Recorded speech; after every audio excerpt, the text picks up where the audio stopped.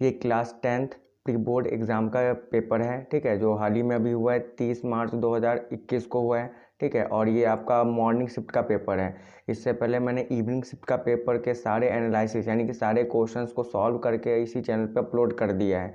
यदि जिस स्टूडेंट को देखना, मतलब जो स्टूडेंट देखना चाहता है तो वो प्लेलिस्ट में जा करके उस पेपर का एनालिसिस कंप्लीट तरीके से देख सकते हैं। मैंने सारे क्वेश्चन बहुत ही अच्छे तरीके से डिस्कस किए हैं, ठीक है। फर्स्ट क्वेश्चन क्या कहा है कि name a non metal which is lustre and a metal which is non lustre, यानी कि आपको ऐसे नॉन मेटल का नाम बताना है जो चमकदार होता है और ऐसे मेटल का नाम बताना है जो चमकदार नहीं होते हैं, ठीक है। तो ऐसे नॉन मेटल कौन से होते हैं जो चमकदार होते हैं, तो वो होता है आयोडीन। क्या होता है वो? आयोडीन। तो नॉन मेटल, ऐसे नॉन मेटल जो चमकदार होते हैं वो हो जाएगा आयोडीन, और ऐसे मेटल जो चमकदार नहीं होते वो होते हैं लेड, ठीक है। ये हो जाएगा आपका आंसर, याद रखना है इसको। नेक्स्ट क्वेश्चन क्या कहा गया है, सेकंड क्वेश्चन देखिए। तो सेकंड क्वेश्चन में दो पार्ट है। पहला पार्ट पहले देख लेते हैं, इसमें मतलब और में आपके दो क्वेश्चन है। तो पहले वाला क्वेश्चन को देख लेते हैं कि how will you test for the gas which is liberated when hydrochloric acid reacts with an active metal, यानी कि आप कैसे पता करोगे कि जो HCl है, ठीक है, HCl को जब हम मेटल के साथ रिएक्शन करवाते हैं तो कि जो गैस निकलता है उसको आप कैसे पता करोगे, तो वो हो जाएगा आपका पॉप टेस्ट के थ्रू हम पता कर सकते हैं, ठीक है। किसके थ्रू पता कर सकते हैं? तो पॉप टेस्ट के थ्रू उसको हम पता कर सकते हैं। ये हो जाएगा इसका राइट आंसर। और में आपका क्वेश्चन, नेक्स्ट क्वेश्चन इसमें देखिए क्या कहा गया कि name the acid present in a following, यानी कि विनेगर में कौन सा एसिड होता है, तो विनेगर में होता है आपका एसिटिक एसिड। कौन सा एसिटिक होता है? एसिटिक एसिड होता है। और टैमरिंड में कौन सा एसिड होता है, यानी इमली में कौन सा एसिड होता है, तो वो होता है टार्टेरिक एसिड। कौन सा एसिड होता है? तो टार्टेरिक, यानी कि विनेगर में आपका एसिटिक एसिड होता है और इमली में कौन सा एसिड होता है, वो टार्टेरिक एसिड होता है, ठीक है। तो ये दोनों आपके हो गए, यानी सेकंड क्वेश्चन का भी सॉल्यूशन बता दिया है और यही इसका राइट आंसर है। नेक्स्ट देखते हैं आपका क्वेश्चन नंबर थर्ड। तो क्वेश्चन नंबर थर्ड में क्या कहा है, देखिए, इन विच direction a ray of light bends while emerging out of a prism, यानी कि एक प्रिज्म से निर्गत होने पर प्रकाश की किरण किस दिशा में मुड़ती है। तो रे ऑफ लाइट जो है ना वो हमेशा बेंड होती है towards the base of the prism, ठीक है। कहाँ मुड़ती है ये? Towards the base of the prism, prism के बेस की ओर मुड़ जाती है। तो ये आपको याद रखना है, यही इसका राइट आंसर है। नेक्स्ट है आपका क्वेश्चन नंबर 4। तो क्वेश्चन नंबर 4 में क्या कहा है कि what is the meant by a saturated hydrocarbon. तो सैचुरेटेड हाइड्रोकार्बन क्या होता है? तो सैचुरेटेड हाइड्रोकार्बन जो होता है, मतलब ऐसे हाइड्रोकार्बन जो सिंगल कोवलेंट बॉन्ड बनाते हैं उसको हम सैचुरेटेड हाइड्रोकार्बन कहते हैं, ठीक है। तो ये हो जाएगा आपका फोर्थ का आंसर। नेक्स्ट क्वेश्चन आपका क्वेश्चन नंबर 5 है। तो क्वेश्चन नंबर 5 में क्या कहेगा, give an example of optical phenomena which occurs in nature due to atmospheric refraction, यानी एटमॉस्फेरिक रिफ्रैक्शन से होने वाली एक घटना का नाम बताओ। तो वो घटना आप कह सकते हो twinkling of star, atmospheric refraction के कारण नहीं होता है, तो वो इसका ये मतलब इसका आंसर ट्विंकलिंग ऑफ स्टार कह सकते हो, ठीक है। नेक्स्ट है आपका क्वेश्चन नंबर 6। तो क्वेश्चन नंबर 6 में भी दो क्वेश्चन हैं, दोनों में से कोई एक क्वेश्चन करना है, तो दोनों क्वेश्चन डिस्कस करेंगे। सबसे पहले ऊपर वाला क्वेश्चन देखते हैं क्या कहा है इसमें कि what is the nature of the image formed by a concave mirror if the magnification produced by the mirror is plus का 3, यानी कि भाई जो कॉनकेव मिरर है, ठीक है, उसका मैग्निफिकेशन जो है वो प्लस का 3 है। तो आपको ये बचाना है कि जो इमेज का नेचर कैसा होगा या नेचर क्या होगा, ठीक है। तो सबसे पहले आपको मैग्नीफिकेशन का रूल, यानी कि जो कॉनकेव मिरर होता है उसका मैग्नीफिकेशन का कुछ नियम होते हैं वो पता होना चाहिए। वो होता क्या है वो देखिए यहाँ पर। तो देखिए क्या होता है इसका रूल। तो इसका रूल ये होता है कि देखिए यहाँ पर मैग्नीफिकेशन ऑफ कॉनकेव मिरर, ठीक है। कॉनकेव मिरर का मैग्नीफिकेशन का रूल क्या होता है? तो मैग्नीफिकेशन m से डिनोट करते हैं, ठीक है। और अगर m जो होता है वो अगर नेगेटिव हो तो भी आपका कॉनकेव मिरर होता है वो, अगर मैग्नीफिकेशन पॉजिटिव हो तो भी ये मैग्नीफिकेशन ही होता है। लेकिन नेगेटिव होगा तो वो भी मैग्नीफिकेशन होगा, लेकिन पॉजिटिव में एक रूल ये आ जाता है कि जो पॉजिटिव होना चाहिए लेकिन मोर देन 1 होना चाहिए, यानी कि m की वैल्यू जो होगी ना पॉजिटिव में 1 से बड़ी होगी या एक मतलब 1 से ज़्यादा होगी तो ही वो कॉनकेव मिरर की कैटेगरी के अंदर आएगा, ठीक है। अगर 1 से छोटी होगी और पॉजिटिव में होगी तो वो फिर कॉन्वेक्स मिरर में आ जाता है। तो ये चीज़ आपको याद रखना है। एम की वैल्यू यानी मैग्नीफिकेशन की वैल्यू नेगेटिव हो या पॉजिटिव हो, ठीक है, दोनों कॉनकेव मिरर के ही होते हैं, लेकिन पॉजिटिव में आपका कंडीशन ये आ जाता है कि जो पॉजिटिव वैल्यू होगी वो 1 से बड़ी होनी चाहिए, ठीक है, 1 से बड़ी होनी चाहिए।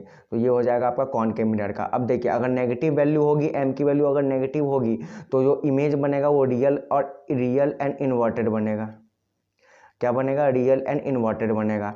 अगर एम की वैल्यू पॉजिटिव होगी तो जो इमेज बनेगा वो आपका बनेगा वर्चुअल एंड इरेक्ट, ठीक है, वर्चुअल एंड इरेक्ट बनेगा। तो आपका क्वेश्चन में क्या कहा गया है कि एम मैग्नीफिकेशन की वैल्यू जो है वो पॉजिटिव प्लस का 3 है और कॉनकेव मिरर भी है, तो प्लस का 3 भी है यानी कि 1 से ज़्यादा है वैल्यू, तो जो इमेज का नेचर कैसा होगा? वर्चुअल एंड इरेक्ट हो जाएगा, ठीक है। तो ये हो जाएगा आपका, इसका राइट आंसर हो जाएगा वर्चुअल एंड इरेक्ट हो जाएगा, ठीक है। नेक्स्ट इसमें और में एक क्वेश्चन और है, क्या लिखा है इसमें कि why a ray of light passing through the centre of curvature of a concave mirror gate reflected along the same path. Question में ये कहा है कि जो कॉनकेव मिरर है ना, कॉनकेव मिरर, ये कॉनकेव मिरर हो गया, ठीक है। कॉनकेव मिरर का जो सेंटर ऑफ कर्वेचर क्या होता है? तो सेंटर ऑफ कर्वेचर ये हो जाएगा आपको फोकस और ये हो जाएगा आपका सेंटर ऑफ कर्वेचर, ठीक है। तो जो लाइट सेंटर ऑफ कर्वेचर से एंटर करती है ऐसे करके, तो एंटर करने के बाद मिरर के ऊपर टकराने के बाद जो है वो उसी रास्ते से वापस चली जाती है, यानी कि जिस रास्ते से आती है उसी रास्ते से वापस चली जाती है। ऐसा क्यों? ये आपको इसका रीज़न बताना है। तो देखिए ऐसा इसलिए होता है क्योंकि देखिए जो आपका ये इंसिडेंट रे जैसी आती है ना, ये सेंटर से होते हुए यहाँ पर आती है, तो जो आपका जो कॉनकेव मिरर के ऊपर जो है ना ये 90 डिग्री का एंगल बनाती है यहाँ पर, ये भी 90 डिग्री का, इधर भी एंगल, ये 90 डिग्री का एंगल बन जाते हैं यहाँ पर। और जैसे ही 90 डिग्री का एंगल बन जाता है तो यहाँ पर जो इसका जो नॉर्मल होता है ना वो बिल्कुल कॉन्साइड हो जाता है। नॉर्मल जो है वो इसी रे के अलोंग ही इस तरीके से नॉर्मल होता है, इसी रे के अलोंग इस तरीके से क्या होता है? नॉर्मल होता है। यानी कॉन्साइड का मतलब होता है एक के ऊपर एक। जैसे ही नॉर्मल एक के ऊपर एक होगा तो इसका जो इंसिडेंट एंगल जो होगा वह रिफ्लेक्टेड एंगल दोनों जो है वो 0 डिग्री का हो जाएगा, और जैसे ही दोनों 0 डिग्री का हो जाएगा तो जैसे आएगा वैसे ही इसका रे वापस चला जाएगा, ठीक है। तो ये इसका राइट आंसर हो जाएगा। तो यही आपको इस वाले क्वेश्चन में लिखना था। नेक्स्ट 7th क्वेश्चन क्या कहा है कि आपको यहाँ पर दे रखा है, ये फिगर दे रखा है, जैसे कि ये फोर्स ऑफ द कंडक्टर, ये ऊपर वाला जो लाइन है वो फोर्स ऑफ द कंडक्टर को शो कर रहा है और इधर वाला जो लाइन है वो करंट को शो कर रहा है। और आपको ये बताना है कि इसमें मैग्नेटिक फील्ड का डायरेक्शन किधर होगा, इनवर्ड होगा या आउटवर्ड होगा। तो देखिए इस वाले क्वेश्चन में जो रूल यूज होगा वो रूल यूज होगा फ्लेमिंग्स का लेफ्ट हैंड रूल यूज होगा, ठीक है, जिसमें ये FBI ये होता है फोर्स, ये होता है मैग्नेटिक फील्ड और ये होता है करंट, ठीक है। तो इसी के अकॉर्डिंग आपको यहाँ पर प्लेस करना है अपने हैंड को और उसके बाद चेक करना है कि इसमें मैग्नेटिक फील्ड का डायरेक्शन किधर की ओर होगा। तो देखिए यहाँ पर मैंने इस फिगर के अकॉर्डिंग ही अपने हाथ को प्लेस किया है, और हाथ को प्लेस करने के बाद आपको देखिए ऊपर की ओर जो थंब दिख रहा है वो आपका क्या हो जाएगा? वो फोर्स का डायरेक्शन हो जाएगा, ठीक है। और ये जो मिड फिंगर है वो आपका करंट का डायरेक्शन शो करता है। तो ये जो आपके जो 4 फिंगर है वो किधर की ओर जा रहा है? ये आउटवर्ड जा रहा है कि इनवर्ड जा रहा है? तो ये हो जाएगा आपका आउटवर्ड जा रहा है, ठीक है, पेपर से बाहर की ओर निकल रहा है तो इसको हम आउटवर्ड कहेंगे। तो इसमें जो मैग्नेटिक फील्ड का जो डायरेक्शन होगा ना वो आउटवर्ड हो जाएगा, ठीक है। तो यहाँ आपको लिख सकते हो कि यहाँ पर जो मैग्नेटिक फील्ड का डायरेक्शन कैसे हो जाएगा? आउटवर्ड हो जाएगा, ठीक है। नेक्स्ट क्वेश्चन देखते हैं, क्वेश्चन नंबर 8। नेक्स्ट आपका 8th क्वेश्चन है, ये क्या कह रहा है कि state the rule to determine the direction of a magnetic field produce around a straight conductor carrying current. यानी किसी स्ट्रेट कंडक्टर कैरिंग करंट में अगर हम करंट फ्लो करवाते हैं तो उसमें जो है मैग्नेटिक फील्ड का डायरेक्शन किधर की ओर होगा वो, और वो कौन सा रूल होता है? पहले रूल का नाम बताओ और उसके बाद ये बताओ कि वो उसका स्टेटमेंट बताओ, मतलब वो रूल क्या कहता है ये बताने के लिए कहा है। तो सबसे पहले तो इसमें देखिए रूल जो लगेगा वो आपका मैक्सवेल का क्या लग जाएगा? राइट हैंड थंब रूल लग जाएगा इस तरीके से, ठीक है। मैक्सवेल का क्या लग जाएगा? Right hand thumb rule use करोगे इसमें, और जैसे ही मैक्सवेल का right hand thumb rule use करोगे तो स्टेटमेंट आप लिख सकते हो अपने आप। क्या लिख सकते हो कि मैक्सवेल के राइट हैंड थंब रूल के अकॉर्डिंग क्या होता है कि जो आपका थंब जो होता है वो करंट का डायरेक्शन शो करता है, और जो फिंगर्स होते हैं ना वो मैग्नेटिक फील्ड का डायरेक्शन शो करते हैं, ठीक है। तो ये आप लिख सकते हो। तो इसी का मतलब 8th का आंसर यही है आपका, क्वेश्चन नंबर 8। नेक्स्ट है आपका क्वेश्चन नंबर 9। तो क्वेश्चन नंबर 9 में क्या कहा है? देखिए क्वेश्चन नंबर 9 में आपका कहा गया है कि right relation between heat energy produce in a conductor when a potential difference V is applied across its terminal and a current I flow through it's for the time t। ठीक है। तो देखिए यहाँ पर आपको रिलेशन बताना है heat energy का, जिसमें वोल्टेज भी होना चाहिए, करंट भी होना चाहिए और टाइम भी होना चाहिए। ठीक है, तो ये आपको पता, देखिए हीट एनर्जी का जो रिलेशन हो जाएगा H इजिकल टू में होता है आपका पावर इंटू में टाइम होता है। ठीक है, और पावर इजिकल टू में क्या होता है, तो पावर इजिकल टू में हो जाता था V इंटू में I इंटू में टी, यानी टी तो ये वाला टी हो जाएगा और पावर इजिकल टू में V इंटू में I होता है। तो हीट एनर्जी का फॉर्मूला हो जाएगा आपका VIT और यही इसका रिलेशन है। ठीक है, VIT हो जाएगा और यहाँ पे लिख सकते हो where V is the potential difference, I is the current. ठीक है, current flowing through a conductor या सर्किट, और T इज द टाइम, और H जो हो जाएगा आपका क्या हो जाएगा, हीट एनर्जी हो जाएगा।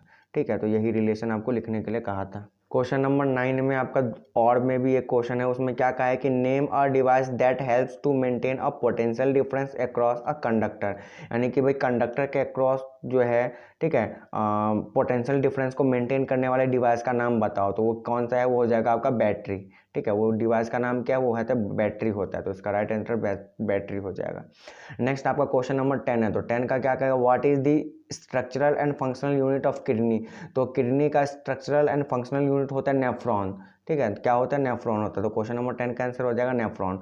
नेक्स्ट है क्वेश्चन नंबर 11। तो क्वेश्चन नंबर 11 में क्या कहा है कि name the components of blood that help in the formation of blood clot in the event of a cut. भाई कट लग जाने पे जो ब्लड की कोटिंग करने में कौन से ब्लड का कंपोनेंट यूज किया, मतलब यूज में आता है, तो वो हो जाएगा, क्या होता है, वो प्लेटलेट्स। ठीक है, प्लेटलेट जो होता है वो ब्लड की कोटिंग करने में मदद करता है। इसका और पार्ट में आपका एक और पार्ट में भी एक क्वेश्चन है, वो क्या कहा है कि name the process in plants where water is lost as vapour, water vapour.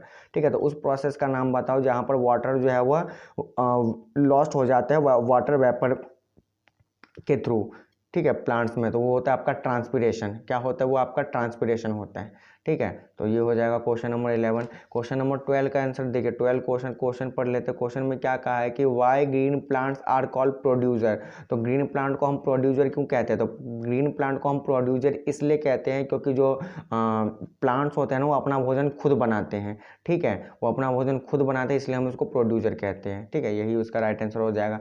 या इसके और पार्ट में भी एक क्वेश्चन लिखा है कि why are trophic levels limited in a food chain. जो फूड चेन में ट्रॉपिक लेवल लिमिटेड क्यों होता है, तो लिमिटेड इसलिए होता है क्योंकि जो अब 10% लॉ के अकॉर्डिंग क्या होता है कि जो एक ट्रॉपिक लेवल से दूसरे ट्रॉपिक लेवल में जब एनर्जी जो है वो केवल 10% ही ट्रांसफर होती है। ठीक है, और बाकी 90% जो है वो जो ऑर्गेनिज्म होता है वो अपने ही मतलब लाइफ प्रोसेस में यूज कर लेता है। जैसे जैसे ट्रॉपिक लेवल में हम ऊपर की ओर यानी कि आगे की ओर बढ़ते जाते हैं, वैसे वैसे एनर्जी का जो लेवल है वो कम होते चला जाता है। यही इसका आंसर भी है।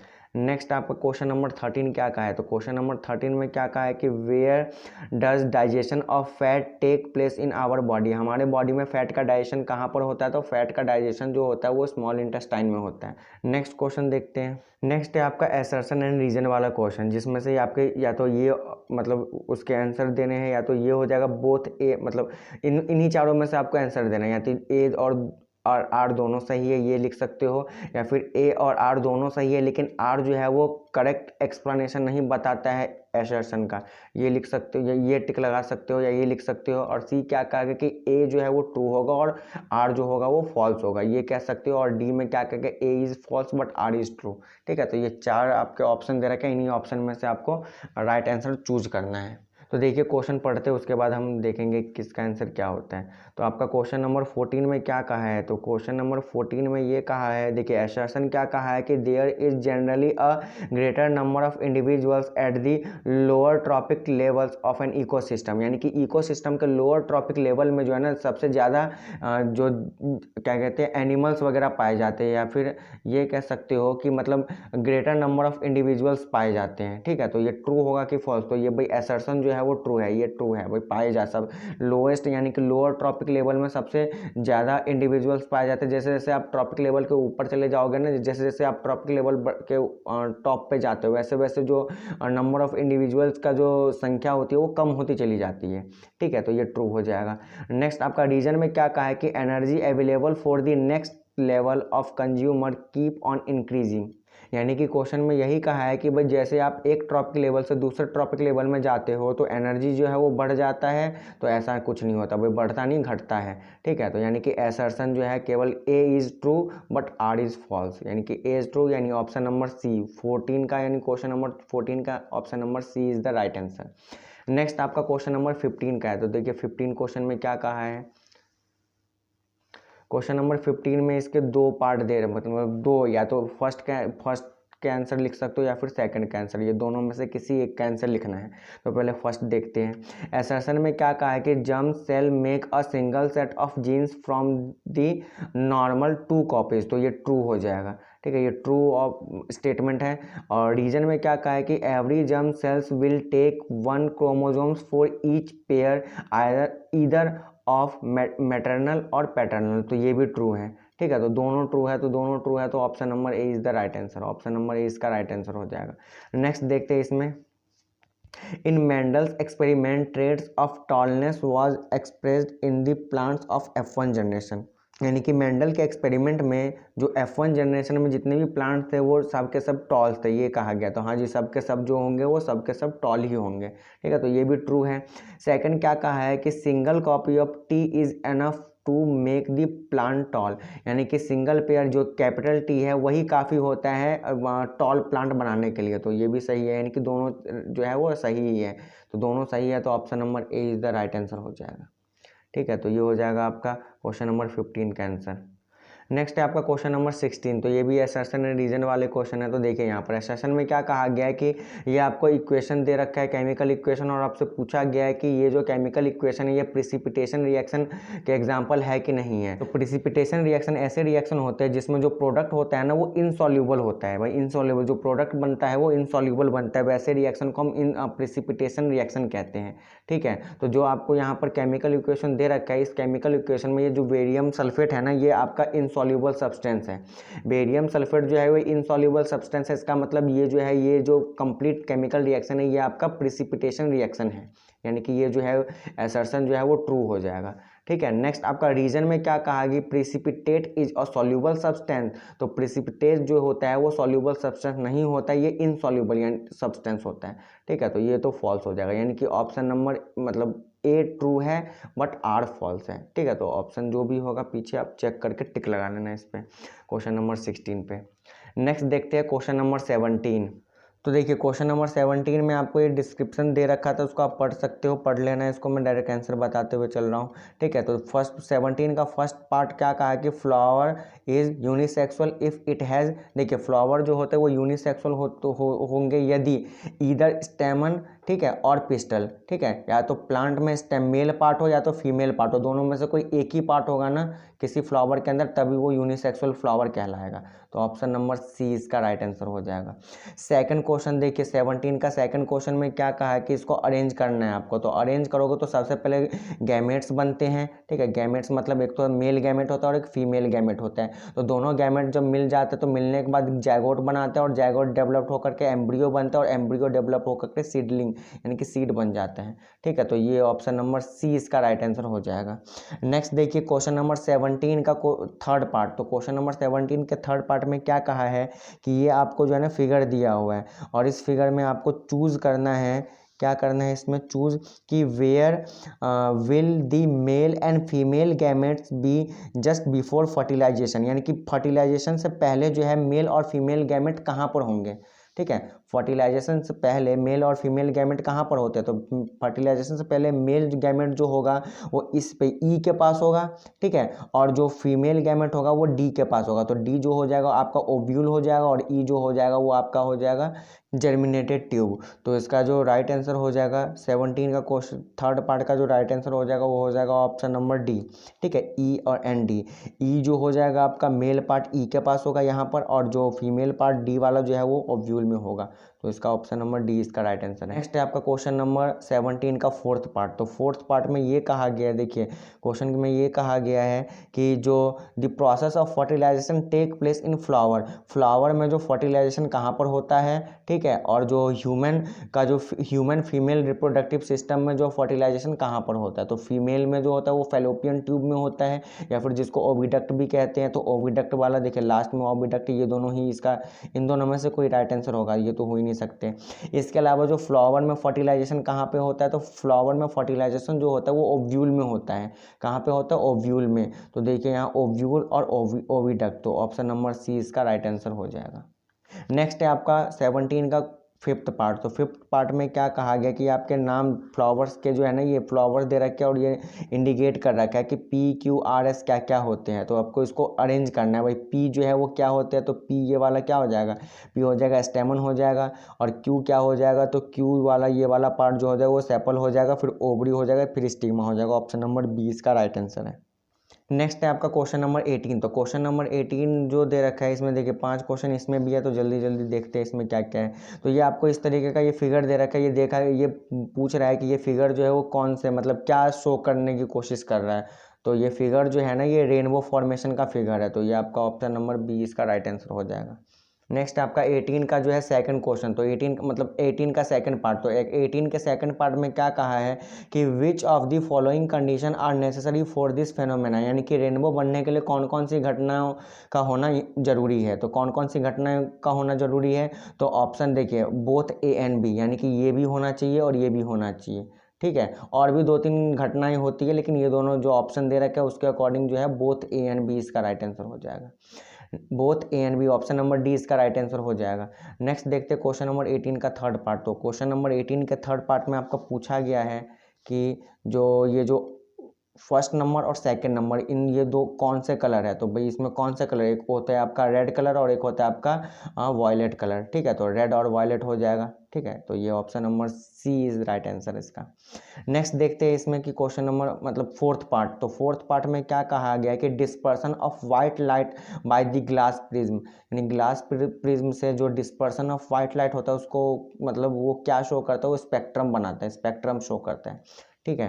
तो ये हो जाएगा। नेक्स्ट आपका फिफ्थ पार्ट क्या कहा गया है कि the phenomena which is are responsible for such kind of formation are, यानी कि रेनबो बनने के लिए 3 कौन से कंडीशन का होना जरूरी है। तो 3 कंडीशन कौन सा होना चाहिए, रिफ्रैक्शन होना चाहिए, ठीक है, टोटल इंटरनल रिफ्लेक्शन होना चाहिए, TIR होना चाहिए, और डिस्पर्सन होना चाहिए। तो ऑप्शन नंबर सी इसका राइट आंसर हो जाएगा।